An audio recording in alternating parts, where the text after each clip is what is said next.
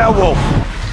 Beowulf, a hero of epic proportions, comes to save King Hrothgar, played by Anthony Hopkins, a beleaguered ruler whose kingdom has fallen prey to the demon Grendel. She's no hag, Beowulf. We both know that. Hopkins' king also counsels Beowulf about the use of his great power, a virtue tested by Grendel's mother, a seductively evil temptress played by Angelina Jolie, who manages to make a demon with a tail sexy as only she can. Are you the one they call Beowulf? I mean, you describe the Grendel's mother as a sexy lizard. What kind of challenge is that, to make a demon mommy sexy? I just focused on her being evil. You got it. That's all I did. I just thought about. Honestly, to me, I wanted to do it because I liked that it was a mother who would do anything and destroy anything if somebody hurt her son. So it was the maternal side of me, and I love that that's her motivation. Doing this in animated fashion, how did it change the game for you? Well, you have a certain degree of freedom because you don't have any set or props or scenery or anything like that in a normal film. For your character, you're pretty much in the bodysuit the whole time. Was that something you had to be aware of when you were acting? We'd mapped everything about me and my face like everybody else, but on the day, it didn't feel very sexy at all. I was in the traditional bubble head and the jumpsuit with the, and I felt absolutely goofy, especially trying to feel seductive in my jumpsuit with my dot face. Were you impressed by how you looked when you saw what you would look like? I look like James Lipton from the Actors Kiss. On his best day, though. On his best day. Now, for you, as you continue with your life, you have two very distinct patterns that you've taken on now. You do this, what we're doing right now, and you do your advocacy work, your human rights work. It's an interesting balance. Are there enough hours in the day? I've got a great supportive family, and I think when you have that and you're passionate about what you do, then you're in that very fortunate position to be able to balance that. You know, I feel like I'm very lucky in my life. There are a lot of people out there that have to work 2 shifts and raise kids, and they're single mothers, and many things that are a heck of a lot harder than mine. You've recently been in the region, in Iraq and Syria, humanitarian efforts.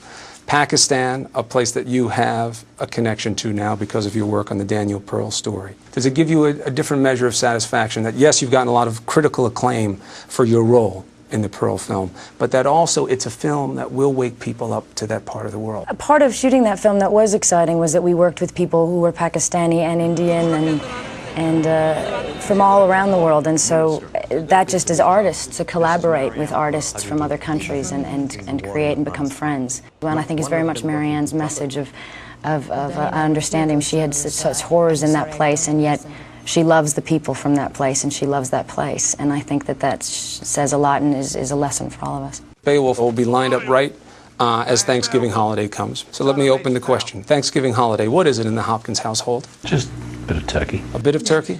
Who cooks? Do you cook? No, well, I do. I make the gravy. Are you a stuffing person? Do you have stuffing? Yeah, everything, but I'm not much of a cook, so we'll see what happens. Who does the cooking? This year we've been well, I try. we all chip in, but I don't think anybody in my family wants me to handle Thanksgiving dinner. Your family is so rich with different cultures. Do you try to embrace them on a holiday like Thanksgiving? Yeah, we do. We celebrate the Moon Festival for my boys who are from Asia, and we're Kwanzaa and things like that. So we certainly try to celebrate as many of those as we can and bring in all cultures. Now this year may get a little tricky for you because you have to add a seat to the table this year, right? For the family. Family's a little bigger this year. You're thinking I'm talking about adoption. No. I'm talking about Hillary Clinton. You and she are cousins. It was in the paper. No lie. I kid you not. There was a rumor that Brad and Obama were related. That I haven't heard. I'm first cousin of Bill Clinton. Did you know that? You are? See? Yeah. Everybody's got these crazy cousins. Yeah. I wonder if that means you two are related in some kind of maybe it does. Well, I'll take that. Through marriage. Beowulf obviously is known for all of its, all of the inferences and all the implications, almost a timeless story, even in today. What do you want people to take away as a lesson of this film? It's interesting in the history of this country. I mean, how power is the driving force that makes somebody grab for the presidency and they get it, and that same power undoes them. So it's this kind of spiritual allegory in there. And I think it's got that old theme of selling your soul for something you think is important, like power or fame, and realizing that is just a trap, and to in the end realize what's important. I mean, that's as old as time, as old as this this story. That's the great message.